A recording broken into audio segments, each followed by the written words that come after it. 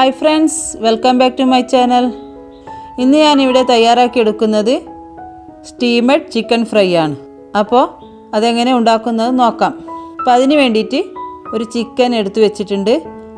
അത് നന്നായി കഴുകി ക്ലീൻ ചെയ്ത് വെച്ചാണ്. അപ്പോൾ ഇനി അതിൻ്റെ മസാല റെഡിയാക്കി എടുക്കണം. അപ്പോൾ അതിന് വേണ്ടിയിട്ട് ഒരു ചെറിയ സവാള അരിഞ്ഞ് വെച്ചിട്ടുണ്ട്. പിന്നെ ഒരു ചെറിയ ടൊമാറ്റോ, പിന്നെ 3 പച്ചമുളക്, പിന്നെ കുറച്ച് കറുവാപ്പട്ട, പിന്നെ 3 ഗ്രാമ്പു, പിന്നെ വലിയ കുറച്ച് ജീരകം, കുറച്ച് കുരുമുളക്, പിന്നെ കുറച്ച് വറ്റൽമുളക്. ഇനി ഇതെല്ലാം ഒന്ന് ചൂടാക്കി എടുക്കണം. അപ്പോൾ അതിന് വേണ്ടിയിട്ട് ഒരു പാൻ അടുപ്പിൽ വെച്ചിട്ടുണ്ട്. അതിലേക്ക് കുറച്ച് ഓയിൽ ഒഴിച്ച് കൊടുത്തിട്ടുണ്ട്.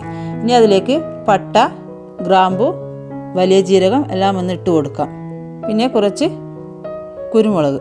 ഇനി അതൊന്ന് ചെറുതായി ചൂടായിട്ടാകുമ്പോൾ വറ്റൽമുളക് ഇട്ട് കൊടുക്കാം. പിന്നെ പച്ചമുളക് ഇട്ട് കൊടുക്കാം. പിന്നെ ആ സവാളയും ടൊമാറ്റോയും ഇട്ട് കൊടുക്കാം. അതൊന്ന് ചൂടായിട്ടാകുമ്പോൾ പിന്നെ വേണ്ടത് വെളുത്തുള്ളിയും ഇഞ്ചിയും അതും കൂടി ഇട്ട് കൊടുക്കാം. അപ്പോൾ ഇനി അതൊന്ന് നന്നായിട്ടൊന്ന് പേസ്റ്റ് രൂപത്തിൽ അരച്ചെടുക്കണം. അപ്പോൾ അതിന് വേണ്ടിയിട്ട് ഒരു മിക്സിയുടെ ജാറിൽ ഇട്ട് കൊടുക്കാം. ഇനി അതൊന്ന് ബ്ലെൻഡ് ചെയ്തെടുക്കാം. അപ്പോൾ അത് ബ്ലെൻഡ് ചെയ്ത് എടുത്ത് വെച്ചിട്ടുണ്ട്. ഇനി ആ ചിക്കനിലേക്കൊന്ന് തേച്ച് പിടിപ്പിക്കാം. അപ്പോൾ അതിന് വേണ്ടിയിട്ട് ചിക്കനിലേക്ക് എല്ലാ വശത്തും ഒന്ന് ഒരു കത്തി വെച്ചൊന്ന് കര വെച്ച് കൊടുക്കാം. ആ മസാലയെല്ലാം അതിൻ്റെ ഉൾഭാഗമെല്ലാം ഒന്ന് പിടിച്ച് കിട്ടാൻ വേണ്ടിയിട്ടൊന്ന് കര വെച്ച് കൊടുക്കാം. ഇനി ആ മസാല എല്ലാ വശത്തും ഒന്ന് നന്നായി ഒന്ന് തേച്ച് പിടിപ്പിച്ച് കൊടുക്കാം. അതിൻ്റെ ഉൾഭാഗവും പുറം ഭാഗവും എല്ലായിടത്തും ഒന്ന് തേച്ച് കൊടുക്കാം. അപ്പോൾ മസാല എല്ലായിടത്തും നന്നായി തേച്ച് കൊടുത്തിട്ടുണ്ട്. ഇനി അത് 2 പീസാക്കി എടുക്കാം. ആ ലെഗിൻ്റെ ഭാഗം ഒന്ന് മുറിച്ച് കൊടുക്കാം. അത്യാവശ്യം വലിയ ചിക്കനാണിത്.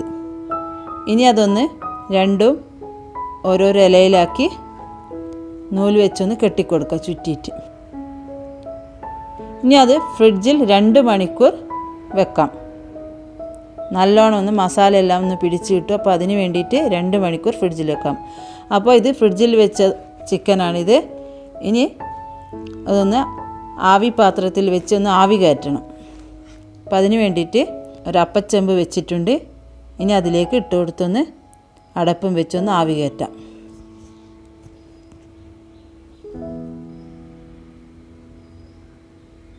അപ്പോൾ അത് നന്നായി ആവി വന്ന് തുടങ്ങിയിട്ടുണ്ട്. ഇനി ആ പാത്രത്തിൽ നിന്ന് മാറ്റാം. ഇനി അതൊന്ന് ഫ്രൈ ചെയ്തെടുക്കണം. അപ്പോൾ അതിന് വേണ്ടിയിട്ട് ഒരു ചീനച്ചട്ടി അടുപ്പിൽ വെച്ചിട്ടുണ്ട്. ഇനി അതിലേക്ക് ഓയിൽ ഒഴിച്ച് കൊടുക്കാം. അപ്പോൾ ഇത് പകുതി വെന്തിട്ടുണ്ട്.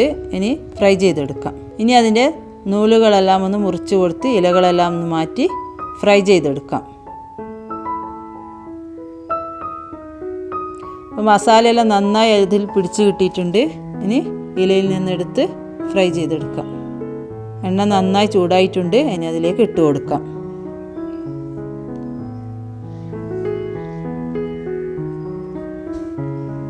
അപ്പോൾ അതിൻ്റെ ഒരു ഭാഗം ഫ്രൈ ആയി കിട്ടിയിട്ടുണ്ട്. ഇനി മറ്റേ വശവും കൂടി ഒന്ന് ഫ്രൈ ആക്കി എടുക്കാം. അപ്പോൾ അതിന് വേണ്ടിയിട്ട് അത് തിരിച്ചിട്ട് കൊടുക്കാം. അപ്പോൾ ചിക്കൻ ഫ്രൈ ആയി കിട്ടിയിട്ടുണ്ട്.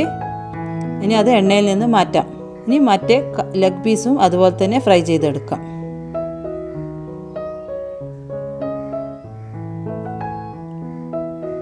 അപ്പോൾ എൻ്റെ സ്റ്റീമഡ് ചിക്കൻ ഫ്രൈ ഇവിടെ റെഡി ആയിട്ടുണ്ട്.